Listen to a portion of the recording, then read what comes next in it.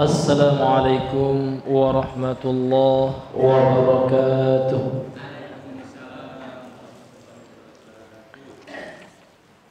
Alhamdulillah, alhamdulillahilladzi bi ni'matihi tatimmus shalihat. Ashhadu an la ilaha illallah wahdahu la syarika lah. Wa ashhadu anna Muhammadan abduhu wa rasuluh. Allahumma salli wa sallim wa barik ala hadha an-nabiyil karim Muhammadin wa ala alihi wa ashabihi wa man sara ala nahjihi wa tamassaka bi sunnatihi ila yaumiddin. قال الله تعالى في القرآن العظيم أعوذ بالله من الشيطان الرجيم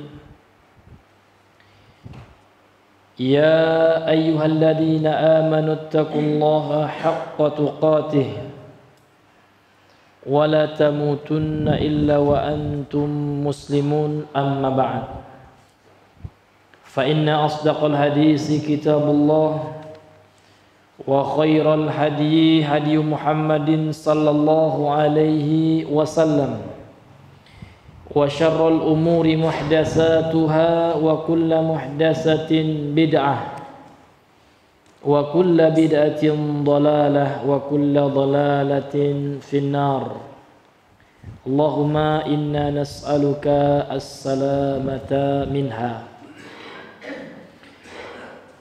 Hadirin wal hadirat, ma'asyiral muslimin sidang jamaah maghrib rahimani wa rahimakumullah. Alhamdulillah, kembali kita bersyukur kepada Allah dengan mengucapkan ucapan yang menunjukkan rasa syukur yang terdalam, yaitu dengan mengucapkan alhamdulillah. Karena ternyata hadirin yang dimuliakan oleh Allah, ucapan alhamdulillah ini adalah ucapan yang pertama kali diucapkan oleh penghuni surga tatkala masuk ke dalam surga. Hal ini sudah disampaikan oleh Allah sendiri di dalam Al-Quran, bahwasanya penghuni surga tatkala memasuki surga, maka ucapan mereka yang pertama kali adalah alhamdulillah. Sebagaimana firman Allah Subhanahu wa taala menceritakan tentang penghuni surga, yang mana mereka mengatakan wa qalul hamdulillahillazi hadana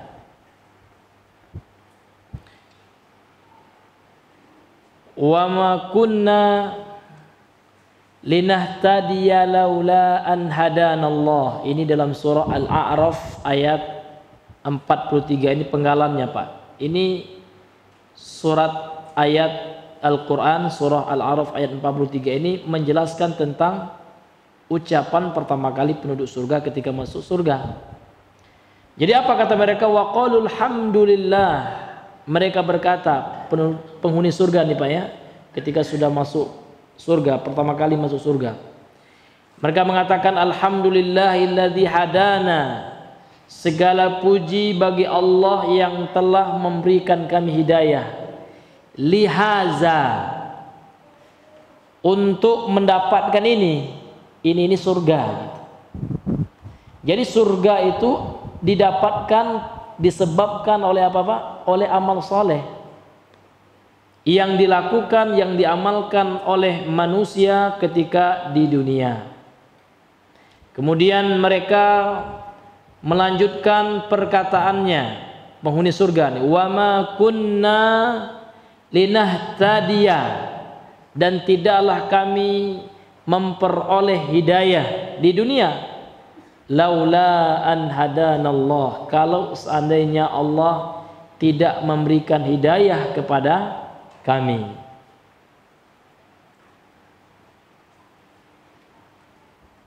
Dan hidayah Allah itu datang dari Rasulullah, karena Rasulullah Muhammad SAW adalah utusan Allah. Sehingga dalam ayat ini Allah lanjutkan, laqad ja'at rusulu rabbina bil haq, dan sungguh telah datang utusan-utusan Tuhanku dengan membawa kebenaran. Jadi yang dibawa oleh Rasul itu kebenaran. Wa ma yantiqu anil hawa, tidaklah dia Muhammad, kata Allah sallallahu alaihi wasallam, yantiqu, berbicara dengan hawa nafsu. In huwa illa wahyu yuha, melainkan yang beliau sampaikan adalah wahyu yang Allah wahyukan kepada Rasulullah. Wa nudu antilkumul jannatu uristumuha, kemudian ya, berkatalah para malaikat penjaga surga, wanudu ya, antilkumul jannah, masuklah ya, bersenang-senanglah, bergembiralah, kan gitu, dengan surga itu, uristumuha, yang kalian telah diwariskan dengannya. Lihat di akhir ayat ini Pak, bima kuntum ta'malun, surga itu berdasarkan apa yang telah kalian amalkan. Memang amalan itu bukan sebab masuk, bukan amalan yang menyebabkan masuk surga. Memang bukan amalan yang membuat orang masuk surga, ya memang Pak ya. Akan tapi amalan itu adalah sebab. Yang membuat orang masuk surga itu apa Bang? Rahmat Allah. Namun rahmat Allah itu perlu diusahakan. Bagaimana cara mengusahakan rahmat Allah? Dengan berbuat baik, dengan beramal saleh. Karena rahmat Allah itu dekat, kata Allah, bagi orang yang bagaimana Pak? Orang yang berbuat baik. Dalilnya apa? Dalilnya adalah Al-Quran ya. Dalam surah Al-A'raf juga, ayat yang ke-56, penggalan terakhirnya Pak ya, Allah berfirman, inna rahmatallahi, sesungguhnya rahmat Allah, qaribum minal muhsinin, amat dekat bagi orang-orang yang berbuat baik. Orang yang berbuat baik itulah orang yang beramal soleh. Berbuat baik di sini ada dua, ada tiga malahan. Berbuat baik kepada Allah dengan cara mentauhidkan Allah, menjalankan kewajiban yang Allah telah wajibkan, menjauhi larangan Allah. Larangan Allah yang paling besar adalah syirik dan bid'ah serta maksiat. Kemudian baik hubungan muhsin ya, terhadap sesama manusia. Al-ihsan bil insan, ya, berbuat baik sesama manusia. Kemudian berbuat baik kepada sesama makhluk Allah. Berbuat baik kepada hewan-hewan yang ada di permukaan bumi ini. Ini hadirin yang dimuliakan oleh Allah Subhanahu wa taala. Jadi luar biasa Pak, kalimat alhamdulillah ya. Ini adalah sebuah kalimat yang tidak hanya kita ucapkan, namun ada pengakuan di dalam itu. Terdapat pengakuan bahwasanya kita mengakui seluruh yang kita kerjakan hari ini dari amal soleh ini karena Allah. Allah lah yang telah memudahkan kita, sehingga tidak ada rasa sombong ya, merasa amalnya yang paling baik ya. Karena kita tidak ada apa-apanya, kita tidak akan mampu sholat, tidak akan mampu berpuasa, tidak akan bisa hadir di majelis ini. Ini semua adalah karena hidayah dari Allah. Sehingga yang belum mendapatkan hidayah, tugas kita adalah mendoakan mereka. Mudah-mudahan ya Allah berikan hidayah yang melimpah kepada saudara-saudara kita yang lainnya, hatta kepada saudara ya, kepada orang-orang non muslim, orang-orang kufar ya. Boleh ya kita mendoakan hidayah bagi mereka. Sebagaimana Rasulullah mendoakan hidayah kepada penduduk Taif ya, ketika mereka menolak menolak dakwahnya Rasulullah, bahkan menyakiti Rasulullah, maka Rasulullah berdoa, Allahumma hdihim fa innahum qaumun la ya'lamun ya. Ya Allah, berilah mereka hidayah, sesungguhnya mereka adalah kaum yang tidak mengetahui. Baiklah hadirin yang dimuliakan oleh Allah, kemudian kita berselawat kepada Nabi besar Muhammad sallallahu alaihi wasallam. Allahumma salli ala Muhammadin wa ala ali Muhammad. Baik ya, pada pertemuan yang lalu kita sudah masuk kepada tafsir surah Al-Baqarah ya, masih ayat 26 dan 27 belum ya Pak ya? Iya. Kemudian beliau melanjutkan ya.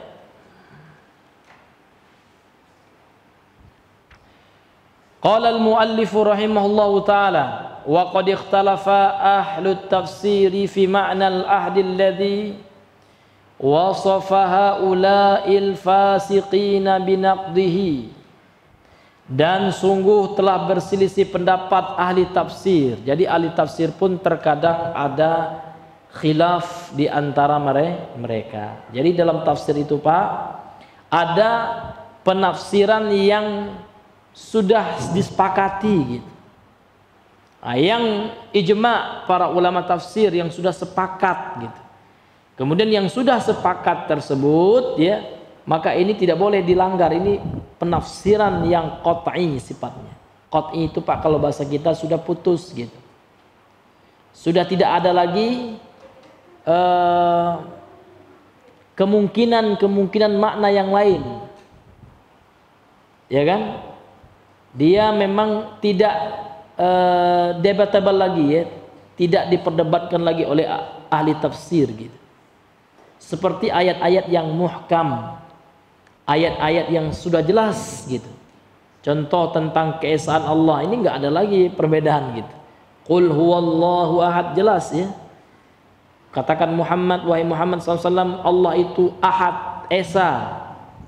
Esa dalam perbuatannya, esa dalam haknya, dalam peribadahan, esa di dalam nama-nama dan sifat-sifat Allah. Allah itu esa tunggal. Ya, maka yang menyelisih dalam masalah ini keluar dari daerah keimanan. Seperti orang-orang Nasrani, orang-orang Yahudi, orang-orang musyrik ya, yang meyakini ada Tuhan, ada sesembahan selain Allah.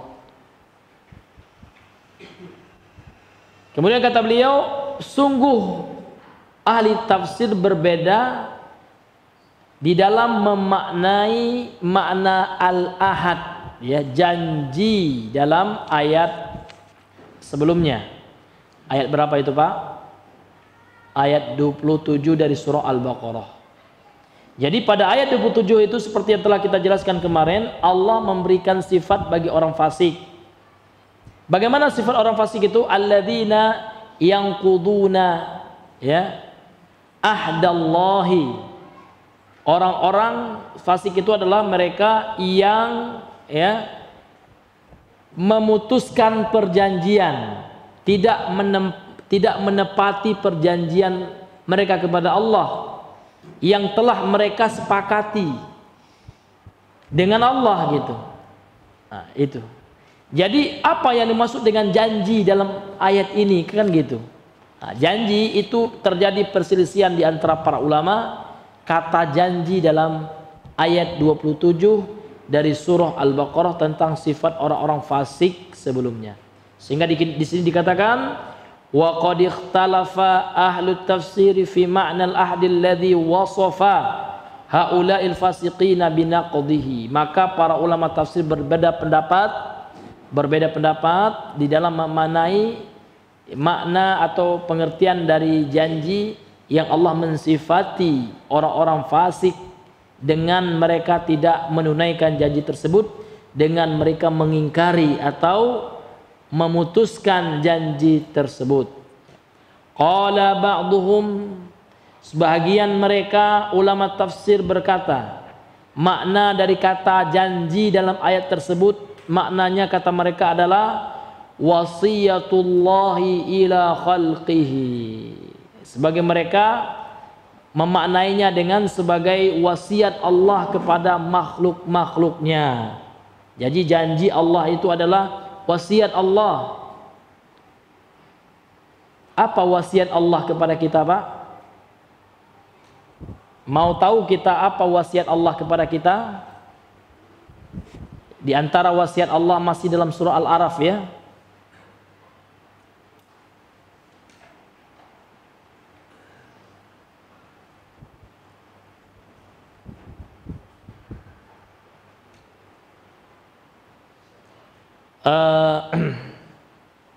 Dalam surah Al-An'am, afwan. Dalam surah Al-An'am ayat yang ke 151 sampai 153, itu semuanya terdapat wasiat Allah itu, Pak. Coba kita baca. Kalau Bapak ada Al-Quran ya, Al-Quran digital aja cepat Pak ya. Tinggal ketik ya, muncul ya. Allah berfirman, a'udzubillahi minasyaitonirrajim. Ini semuanya wasiat Allah nih Pak. Qul ta'alau atlu ma harrama rabbukum alaikum. Katakan wahai Muhammad, kata Allah kepada ahlul kitab ini. Ta'alau, mari, atlu ma harrama rabbukum alaikum, mari aku bacakan apa yang telah diharamkan oleh Tuhanmu atas kalian. Apa itu Pak? Yang pertama, alla tusyriku bihi syai'an.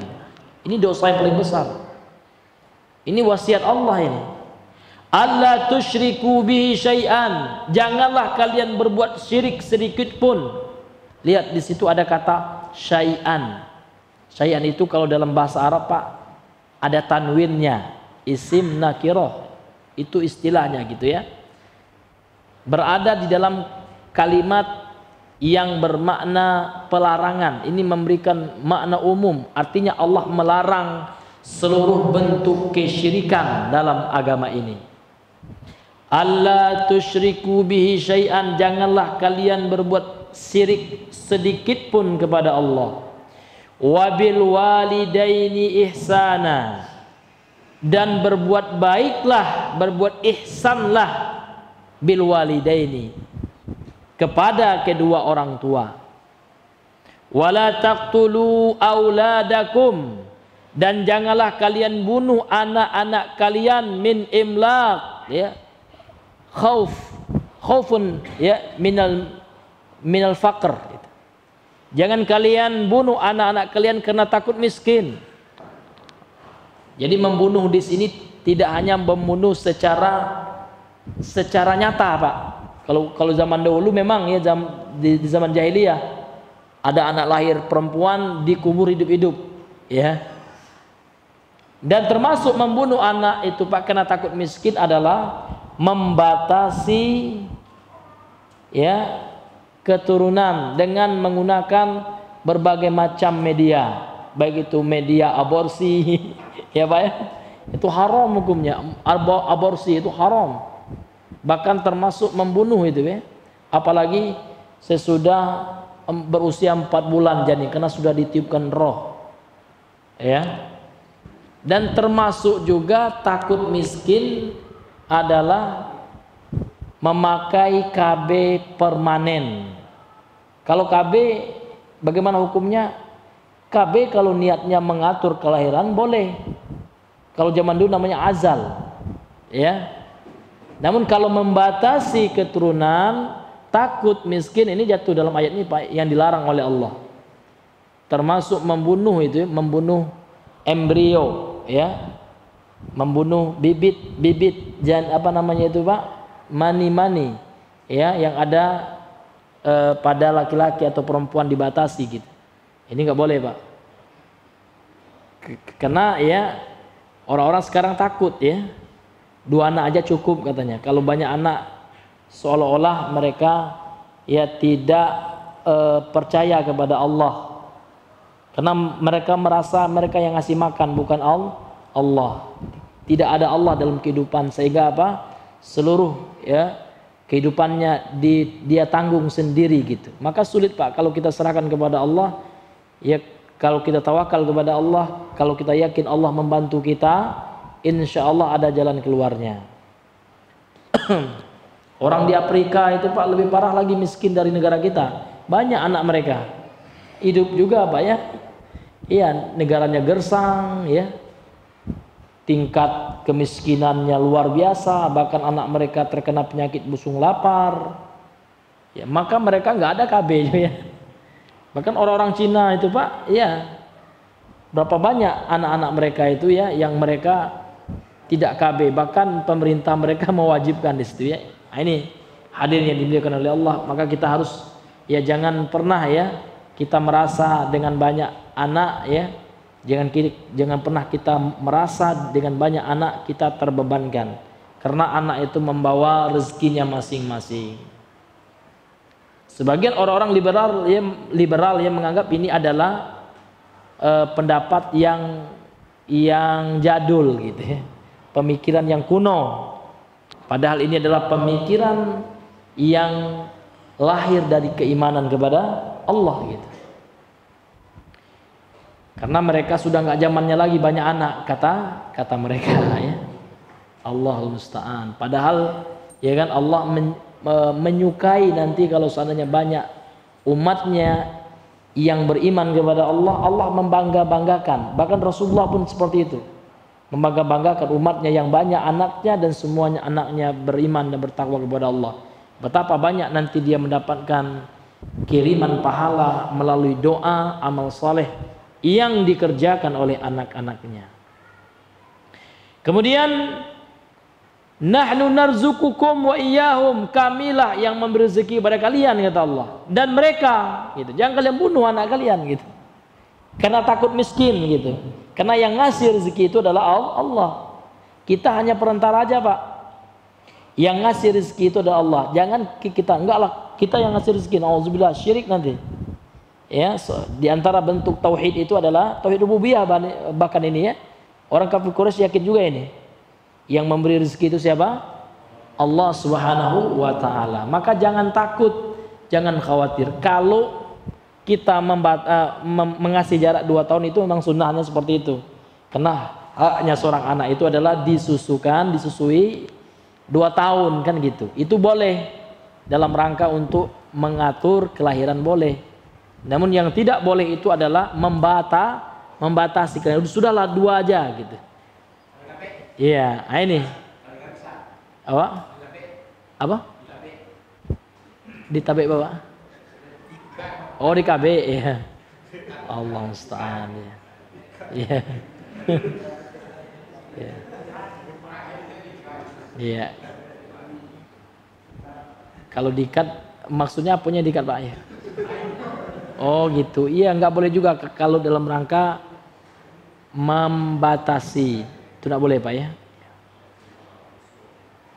Kemudian kata beliau ya, kemudian kata Allah Subhanahu wa taala, wala taqrabul fawahisha, dan janganlah kalian mendekati perbuatan keji, ma dhahara minha, apa yang tampak, perbuatan keji yang jelas yang tampak, wa ma batan, dan yang tersembunyi. Apa perbuatan keji yang tersembunyi, Pak? Banyak yang hanya kita yang tahu dalam hati kita. Kita hasad sama orang, itu keji itu. Kita dengki, iri hati, ya. Kemudian ya pikiran kotor, ya, pikiran zina dalam hati kita, itu zina hati namanya. Kalau ngomong mungkin gak berani ya, Pak ya. Namun suka menghayalkan yang haram-haram gitu. Ini harus kita sucikan hati kita dari perkara tersebut, itu yang mengotori hati. Na'udzubillahi min zalik. Itu termasuk perbuatan keji yang tersembunyi.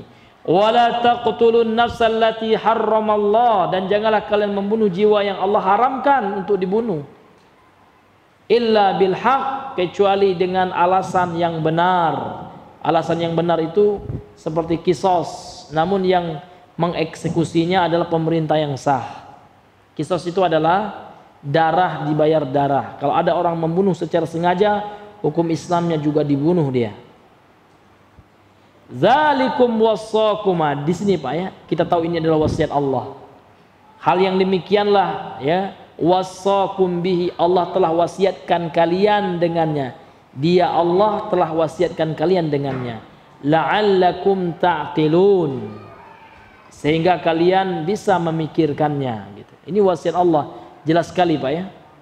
Kemudian dilanjutkan pada ayat Al-An'am 152-nya. Wala taqrabu malal yatim, jangan kalian dekati harta anak yatim. Artinya apa? Jangan kalian ambil secara zalim harta mereka. Kalau kalian urus nggak apa-apa. Maka banyak sekarang Pak ya, orang yang mengurus kehidupan anak yatim, ya, atau ayah tiri menikah dengan emak, ya kan, dari anak yatim. Ternyata anak yatim ini diwariskan oleh ayahnya yang sudah meninggal atau oleh ayahnya gitu ya, harta gitu. Maka orang yang mengurusi anak yatim ini nggak boleh dia zalim, mengambil hartanya secara tidak benar ya, karena nanti kelak dituntut di hari kiamat. Illa billati hiya ahsan, ya, kecuali dengan cara yang baik. Dia atur, dia urus harta anak yatim itu dengan cara yang baik. Demikian juga anak yatim yang tidak memiliki warisan Pak.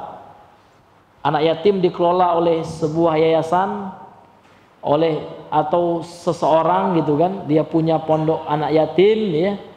Maka jangan dia ambil yang orang berinfak, bersedekah buat anak yatim ya, jangan dia gunakan untuk kebutuhan ya dia, untuk menambah ya kekayaan dia gitu. Makanya hati-hati betul ya orang yang mengurus harta anak yatim, masalah anak yatim.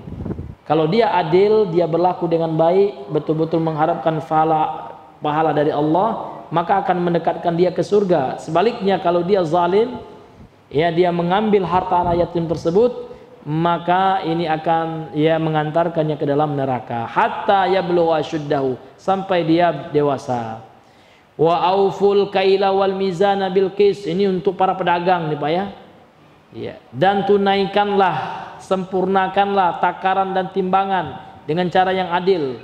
Kalau menakar dengan cara yang adil ya. Menimbang dengan cara yang adil ketika jual beli gitu. La nukallifu nafsan illa usaha, kami tidaklah membebankan satu jiwa pun kecuali sesuai dengan kemampuannya. Wa iza qultum fa'dilu, kalau engkau berbicara maka berbicaralah dengan adil. Walau kana dza qurba, walaupun engkau lagi berbicara tentang orang-orang yang dekat kekerabatan denganmu. Artinya kalau engkau sebagai seorang hakim gitu, yang bermasalah itu adalah orang yang dekat denganmu, karib kerabatmu, maka berlaku adillah gitu. Wa bi ahdillahi aufu, dan terhadap janji Allah maka tunaikanlah. Zalikum wasaqum bihi la'allakum tadhakkarun, itulah ya kan, Allah telah mewasiatkan kalian dengannya, mudah-mudahan kalian ingat ya kepada wasiat yang disampaikan oleh Allah tersebut ya. Dan sampai ayat 103 ya dari surah Al-An'am ini masih berkaitan dengan wasiat Allah gitu. Ini namanya Pak, Al-Quran saling mentafsirkan. Ayat ini ditafsirkan oleh ayat yang lain tentang wasiat Allah, karena makna janji di sini adalah, sebagian ulama mengatakan adalah wasiat Allah kepada makhluknya. Kemudian wa amruhu iyyahum bima amarahum bihi min ta'atihi, dan makna yang kedua, janji Allah dalam ayat ini adalah perintahnya Allah kepada mereka. Bima amarahum bihi min ta'atihi, yang mana perintah Allah itu berkaitan dengan ketaatan kepadanya. Min ta'ati, berupa ketaatan kepada Allah. wa nahyihi iyyahum amma nahahum anhu, dan larangannya Allah terhadap mereka dari apa-apa yang Allah telah melarang mereka darinya, berupa maksiat, min maksiatihi, berupa maksiat kepada Allah, ya, dan seterusnya gitu. Jadi ini juga makna dari kata janji Allah. Jadi mereka orang-orang fasik yang tidak menunaikan janji Allah ini, mereka nggak peduli. Allah telah berwasiat seperti wasiat yang kita bacakan tadi dalam surah Al-An'am, ya. Maka mereka langgar itu. Makanya orang-orang musyrik, orang-orang pelaku kesyirikan, maka mereka masuk ke dalam ayat ini. Allazina yanquduna ahadallah. Mereka yang melanggar, ya, perjanjian mereka kepada Allah, min ba'di mitsaqihi. Setelah dibuat perjanjian tersebut mereka langgar. Setelah dilakukan tausiq, ya, mereka langgar perjanjian tersebut. Orang-orang yang bermaksiat juga, Pak. Karena Allah Subhanahu wa taala mengatakan wala taqrabul fawahisha ma dhahara wa ma batan. Allah telah melarang kita, itu janji wasiat Allah gitu. Dan wasiat Allah bagian dari janji kita kepada Allah. Allah telah melarang kita umat manusia, hambanya Allah, untuk mendekati, jangankan melakukan, Pak, mendekati perbuatan keji saja sudah dilarang. Sehingga seluruh jalan, seluruh sebab yang bisa mengantarkan kepada perbuatan keji itu dilarang oleh Allah. Di antaranya apa, Pak? Berkhalwat sesama lawan jenis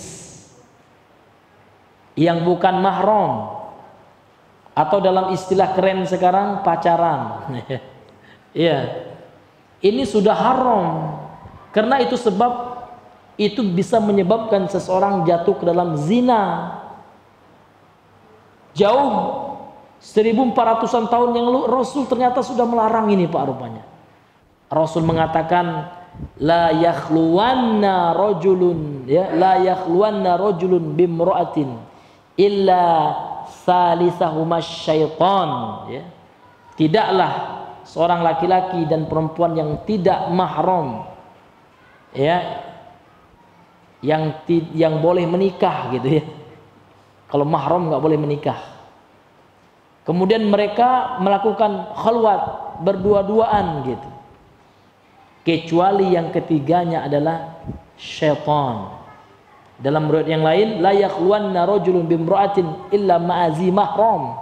Tidak boleh seorang laki-laki perempuan itu berdua-duaan kecuali bersama mahramnya si perempuan tersebut. Misalkan mau meminangnya, mau menazornya, maka menazor itu kalau secara resmi nggak boleh, ya, nggak boleh berkhalwat kecuali dia nazor secara kucing-kucingan. Kan kalau melihat kepada wanita itu hukum asalnya kan dilarang, Pak.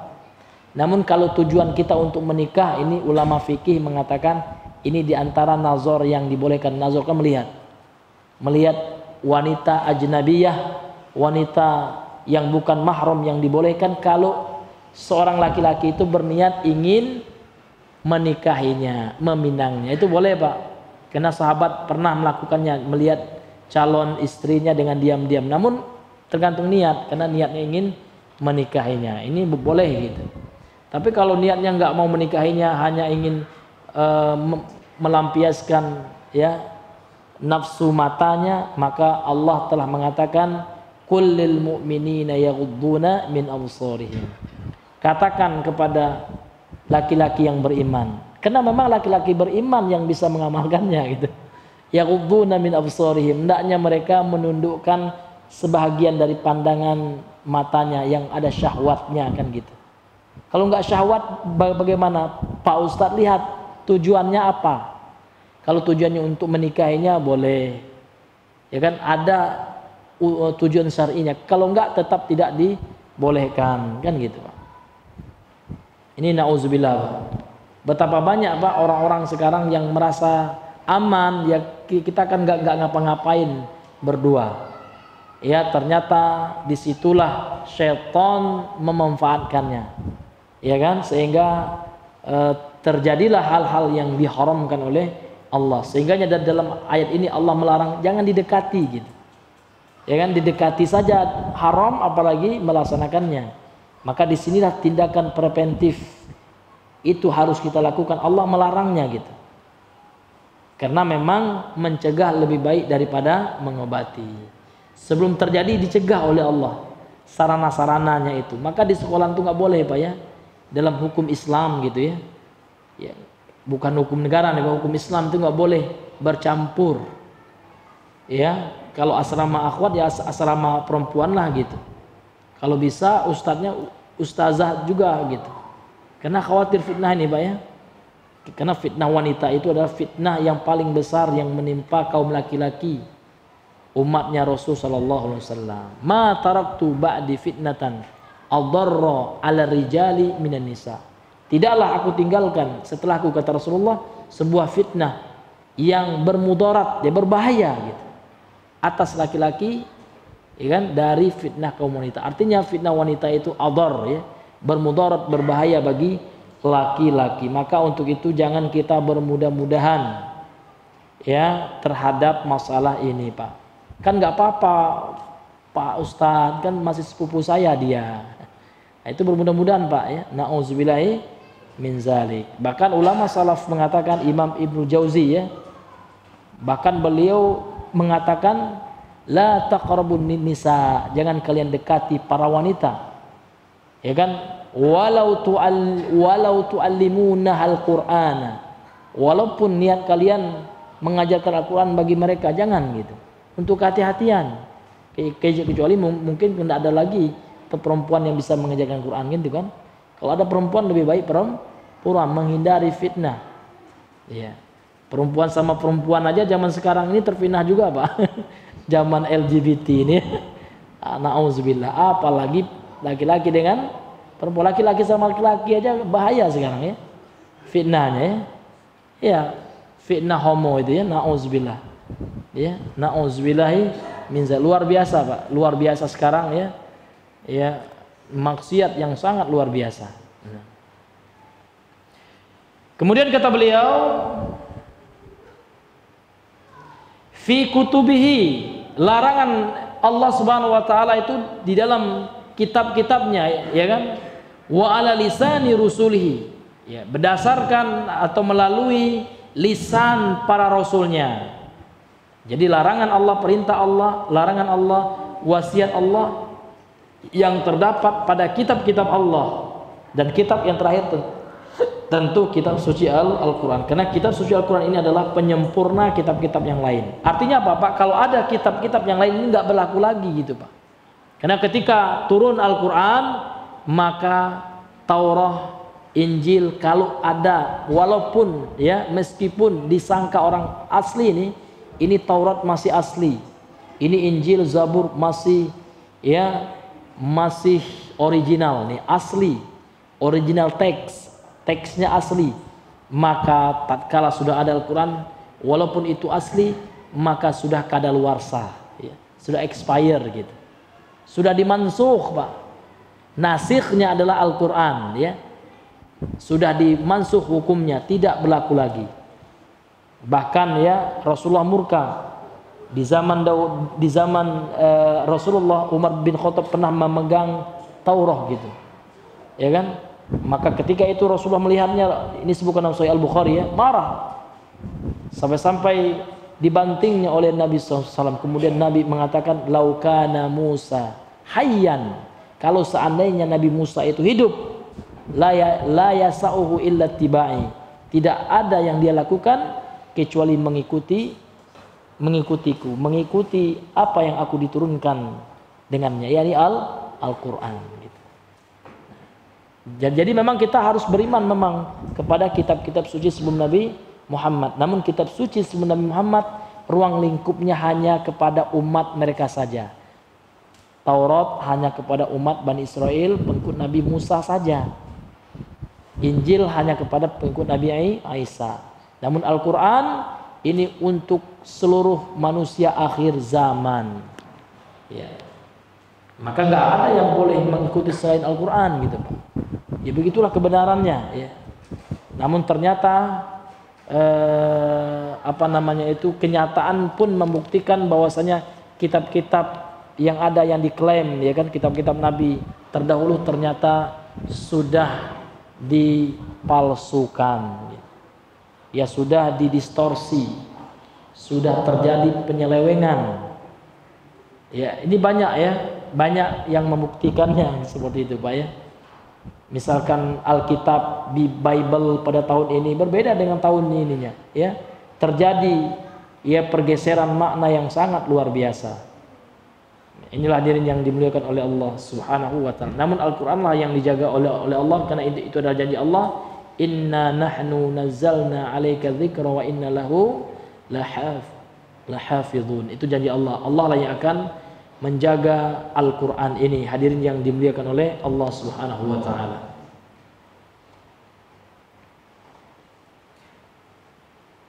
Kemudian kata beliau, wa naqdihim dzalika tarkuhumul amala bihi. Kemudian bentuk mereka tidak menunaikan atau memutuskan perjanjian mereka dengan Allah, bentuk pemutusan perjanjian mereka dengan Allah adalah ketika mereka tidak beramal dengan kitab Allah Al-Quran tersebut. Ini termasuk Pak, tarkuhumul amala bihi, ya, mereka meninggalkan beramal dengannya, yakni beramal dengan Al-Quran tersebut. Jadi Al-Quran yang Allah turunkan kepada kita tujuannya adalah untuk diamalkan. Bagaimana cara mengamalkan Al-Quran? Tentu pada taraf yang paling rendah, membacanya. Karena membaca ini bagian dari amalan ini. Kemudian yang kedua, merenungi makna-makna dan kandungan yang ada di dalam Al-Quran tersebut. Naik levelnya. Tidak hanya membaca secara harfiah, namun sudah mulai meresapi maknanya. Maka di sini butuh pemahaman yang paling simpel bagi kita, bukan orang Arab ya. Kita membaca terjemahannya. Karena kalau suruh terjemahan dewe itu tidak bisa ya. Maka butuh kita terjemahan. Ya. Dan masalah terjemahan ini di zaman Nabi sudah banyak ya sahabat yang ya nggak banyak juga, ada beberapa sahabat gitu ya yang Nabi perintahkan untuk mempelajari bahasa lain seperti Zaid bin Sabit ya. Itu pernah diperintahkan Nabi mempelajari bahasa Yahudi. Apa bahasa Yahudi Pak? Bahasa Ibrani ya. Bahasa Hebrew gitu. Untuk menerjemahkan nanti. Kemudian sahabat itu ada juga yang ahli bahasa Romawi ya. Bahasa Romawi bahasanya bahasa apa Pak? Bahasa Romawi bahasanya bahasa Yunani. Iya. Ya, orang Romawi itu bahasanya bahasa Yunani, sehingga Bible ya perjanjian baru itu tertulis dengan bahasa Yunani. Yesus itu dari bahasa Yunani. Ya. Namun perjanjian lamanya bahasanya Ibrani. Kemudian ada bahasa yang lain lagi gitu ya, yang agak sulit gitu ya. Nah, ini. Jadi intinya Pak, masalah terjemahan itu sudah ada dari dahulu kan seperti itu. Jadi kita sebagai orang awam gitu, maka minimal kita ada punya Al-Quran terjemahan, sehingga yang kita baca itu tidak hanya bacaan saja lagi secara lalu seperti itu ya, namun sudah naik ya taraf kita, bentuk ibadah kita dengan memahami apa yang kita baca. Minimal ya adalah terjemahan. Kemudian yang kedua, mentafsirkannya ya. Maksudnya kita membaca buku-buku tafsir ya. Ya seperti buku tafsir yang kita baca ini ya. Kemudian waqala akharuna, dan berkata ulama tafsir yang lain ya, bal hiya fi kuffari ahlil kitabi wal munafiqina minhum ya. Bahkan ya dia yang memutuskan perjanjian dengan Allah, yang tidak yang menunaikan janjinya dengan Allah itu adalah ayat itu ya kan Allah turunkan, kata beliau, fi kufari ahlil kitab, kepada orang-orang kafir dari golongan ahlul kitab. Siapa mereka, Bang? Ya, sebagian ulama mengatakan dua, al-yahud wan nasara, al-yahudu wan nasara. Ditambah tiga, sebagian ulama ada juga yang mengatakan majusi, ya, majusi. Namun yang ma'rufnya ada dua, karena mereka memiliki kitab gitu. Namun kitab mereka muharraf, ya, sudah dirobah, sudah dikotori oleh tangan-tangan yang ya tidak bertanggung jawab gitu. Yuharifunal kalima an mawadhihi gitu ya. Mereka sudah mentahrif, ya, mendistorsi, ya, tidak jujur lagi, ada yang dihapus oleh mereka dari tempat-tempatnya gitu. Ini hadirin yang dimuliakan oleh Allah Subhanahu wa taala. Jadi ya sebagian ulama mentafsirkan ayat ini ia turun kepada orang kafir ahlul kitab, wal munafiqina minhum, dan orang-orang munafiknya dari kalangan ahlul kitab tersebut. Ya, jadi ahlul kitab itu ada munafiknya, ada nggak ahlul kitab yang jujur? Ada. Ya, ahlul kitab yang betul-betul dia mengamalkan isi kitabnya. Gitu. Namun ahlul kitab yang jujur ini, ketika mereka bertemu dengan Rasulullah, mereka lantas beriman kepada Rasul Sallallahu Alaihi Wasallam, karena apa yang mereka pelajari dari kitab mereka ternyata sama betul, sama persis dengan apa yang dibawa oleh Rasulullah Sallallahu Alaihi Wasallam. Gitu. Ini ahlul kitab yang beriman, Pak. Namun ahlul kitab yang menolak Rasulullah sebagai Rasul, itu ahlul kitab yang kafir itu. Dan kebanyakan ahlul kitab yang ada sekarang itu seperti itu. Kalau mereka ahlul kitab yang benar, pasti mereka sudah masuk Islam, gitu kan? Iya. Karena kalau seandainya mereka jujur dengan isi kitab mereka, mereka akan mengimani Rasul sallallahu alaihi wasallam sebagai Rasul yang terakhir, sebagai Nabi yang terakhir. Namun ketika mereka tidak, ya, mengimani isi kitab mereka yang benar, ya, dan mereka sudah tersesatkan oleh pendeta-pendeta mereka, yang mana pendeta-pendeta mereka itu, ya, menjual agama Allah ini, menjual agama mereka dengan tsamanan qalila, ya, dengan nilai yang sedikit gitu, ya. Yashtaruna bi ayatillahi tsamanan qalila. Ya, mereka di situ kan membeli gitu, maksudnya itu menjual gitu, ya. Mereka menjual, ya, ayat-ayat Allah, sehingga apa? Sehingga banyak mereka robah. Perjanjian lama, babi itu haram, Pak. Ya, dalam imamat itu. Ayat berapa lupa saya. Nah, tiba-tiba di perjanjian baru kata Paulus sudah dihalalkan itu, ya. Ya, banyak agama Paulus yang mereka bawa, bukan perkataan Nabi Isa, bukan perkataan Allah, Paulus gitu. Sehingga ya kalau orang mempelajari itu, ya, akan dia lihat lucu sekali gitu, ya. Ya, lucu sekali hadirin yang dimuliakan oleh Allah Subhanahu wa taala, ya. Inilah hadirin yang dimuliakan oleh Allah Subhanahu wa taala.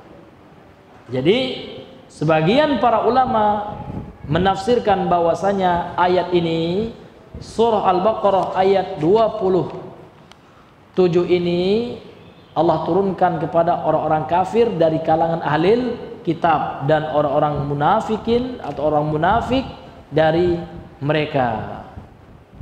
Wa ahdullahi alladzi naqaduhu, dan janji Allah yang mereka tidak tunaikan tersebut, yang mereka hancurkan, yang mereka putuskan tersebut, huwa ma aghadahu alaihim fit taurati minal amali bima fiha.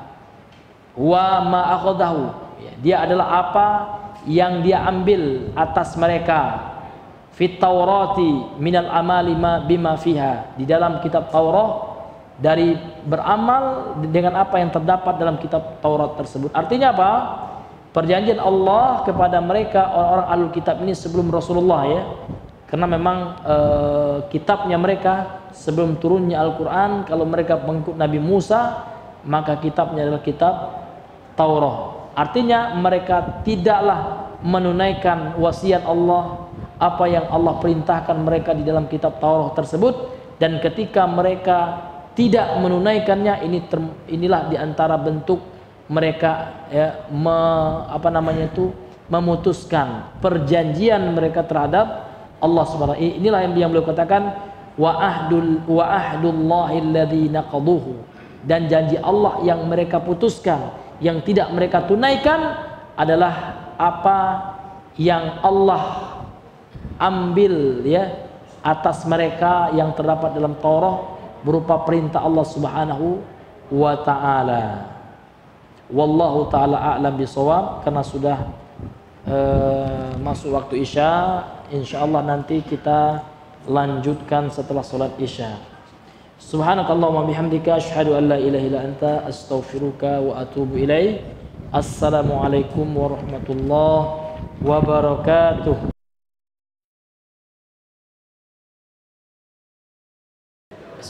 Assalamualaikum warahmatullahi wabarakatuh. Alhamdulillah, salatu wassalamu ala rasulillah wa ala alihi wa ashabihi wa man walah, wa la hawla wa la quwwata illa billah, amma ba'd. Kemudian kita lanjutkan kembali bahwasanya orang-orang yang memutuskan perjanjiannya dengan Allah, yang tidak menunaikan perjanjian mereka dengan Allah Subhanahu wa taala, di antaranya adalah orang-orang ahlul kitab sebagaimana yang disebutkan oleh Al-Imam Ibnu Katsir di dalam tafsirnya ini, dan orang-orang munafik di antara mereka. Bagaimana bentuk mereka tidak menunaikan perjanjian mereka dengan Allah, yaitu dengan tidak mengamalkan apa yang ada di dalam kitab Allah berupa Taurat yang Allah turunkan kepada mereka. Kemudian juga mereka tidak mengikuti wattiba'i Muhammadin sallallahu alaihi wasallam idza bu'isa, dan mereka ya tidak mengikuti Nabi Muhammad sallallahu alaihi wasallam apabila ya kan ketika diutus oleh Allah Subhanahu wa taala. Wa tasdiqi bihi wa bima jaa bihi min 'indi rabbihim. Kemudian juga mereka tidak membenarkan dengannya, yakni dengan apa yang diturunkan kepada Nabi Muhammad sallallahu alaihi wasallam, wa bima jaa bihi min 'indi rabbihim, dan dengan apa-apa yang telah datang dengannya, yakni syariat Allah yang dibawa oleh Rasulullah, min 'indi rabbihim, dari sisi Rabbnya, dari sisi Allah Subhanahu wa taala. Ini ya di antara bentuk mereka tidak menunaikan perjanjian mereka kepada Allah Subhanahu wa taala. Wa naqdihim dzalik, dan mereka ya memutuskan hal tersebut, bentuk pemutusan perjanjian mereka kepada Allah seperti hal itu. Di antaranya apa? Di antaranya adalah juhuduhum bihi ba'da ma'rifatihim bihaqiqatihim, ya bihaqiqatihi. Kemudian bentuk mereka tidak menunaikan perjanjian mereka dengan Allah adalah ketika mereka menolak dengan apa yang Rasul turun dengannya, yakni menolak kerasulan Nabi sallallahu alaihi wasallam, kenabian Nabi Muhammad ini. Karena orang-orang ahlul kitab menolak gitu, yang kafir di antara mereka. Ba'da ma'rifatihim bihaqiqatihi, setelah mereka telah mengenal, setelah pengenalan mereka ya. Artinya setelah mereka mengenal ya hakikat kebenaran Rasul sallallahu alaihi wasallam. Disebutkan di dalam Al-Qur'an bahwasanya orang-orang ahlul kitab itu ya'rifunahu kama ya'rifuna abna'ahum. Ya. Mereka itu mengenal Rasul sallallahu alaihi wasallam, mereka tahu tentang kebenaran yang Allah berikan kepada Rasulullah, akan tetapi karena hasad, karena rasa dengki mereka, sehingga mereka menolak kebenaran. Itulah sombong itu ya. Mereka sombong. Kenapa? Karena menolak kebenaran yang sudah sangat jelas, yang sudah seperti matahari di siang bolong. Akan tetapi ya mereka ketika menolak kebenaran tersebut, disitulah letak kekufuran mereka, karena mereka jahaduhum, ya, mereka ya menolak Rasul sallallahu alaihi wasallam, jahaduhu, ya, mereka menolak Rasul sallallahu alaihi wasallam dan apa yang dibawa oleh Nabi yang mulia sallallahu alaihi wasallam. Kemudian bentuk mereka tidak menunaikan janji mereka kepada Allah adalah wa inkarihim zalika wa kitmanihim, ya, ilma dzalika 'anil nasi ba'da yata'ihimullahu min anfusihim al-mitsaqa liyubayyinannahu lin-nasi wa la yaktumunahu. Ada bentuk pengingkaran mereka terhadap hal itu, terhadap Rasulullah, kerasulan Rasulullah, kebenaran yang dibawa oleh Rasulullah mereka ingkari. Wa kitmanihim, dan berupa mereka menyembunyikannya, gitu ya, dalam bentuk penyembunyian mereka. Ilma dzalika, ilmu pengetahuan tentang hal itu, anin nasi, dari manusia. Jadi mereka tidak menjelaskan kebenaran kepada pengikut-pengikutnya, para rahib, jamaknya ruhban, ya, para ahli ibadahnya, orang-orang Nasrani dan orang-orang Yahudi juga, atau ahbar, jamak dari habrun, ya, para alim ulamanya orang-orang Yahudi. Mereka tidak menerangkan kebenaran kepada pengikut-pengikut mereka. Kalau mereka terangkan kebenaran, pasti pengikut mereka beriman kepada Rasulullah. Namun karena ada kepentingan, ya, secara sisi ekonomi, ya, kalau sudah ditinggalkan mereka, pasti mereka beriman kepada Rasul, ya. Mereka tidak akan mempercayai apa yang disampaikan oleh habar-habar atau ahbar-ahbarnya orang-orang. Ahbar itu Pak, alim ulamanya Pak, ya. Ittakhadhu ahbarahum wa ruhbanahum, ya, arbaba min dunillah, gitu. Karena orang-orang Yahudi, orang-orang Nasrani, ya, mereka menjadikan rahib atau habar itu jamaknya arhab, ya, apa? Ahbar, afwan, ya. Ya, pendeta-pendeta mereka, gitu, alim ulama mereka. Karena diambil dari kata habrun itu artinya kan tinta, ya. Artinya ulama itu adalah ahli tinta, orang yang ahli ilmu, ya, yang mencatat ilmunya, gitu. Ini, ya, apa yang dilakukan oleh orang-orang, ya, ahlul kitab. Ini masih menjelaskan tentang sifat orang ahli kitab. Ba'da i'ta'ihimullahu min anfusihimul mitsaqa, setelah Allah memberikan kepada mereka dari diri-diri mereka perjanjian. Al-mitsaq itu juga perjanjian, ya. Liyubayyinannahu lin-nasi, supaya, ya, dia menjelaskan, mereka orang-orang, ya, orang-orang pendeta Nasrani itu, Yahudi itu, menjelaskan kepada manusia kebenaran tersebut. Wala yaktumunahu, dan supaya mereka tidak menyembunyikannya. Fa akhbara ta'ala annahum nabadhuhu wara'a dhuhurihim washtaru thamanan qalila. Kemudian Allah mengkabarkan bahwasanya mereka menolak perjanjian tersebut, menolak apa yang Allah perintahkan tersebut. Wara'a dhuhurihim, ya, di belakang punggung-punggung mereka, artinya mereka tolak, mereka belakangi, tidak mereka lakukan, gitu.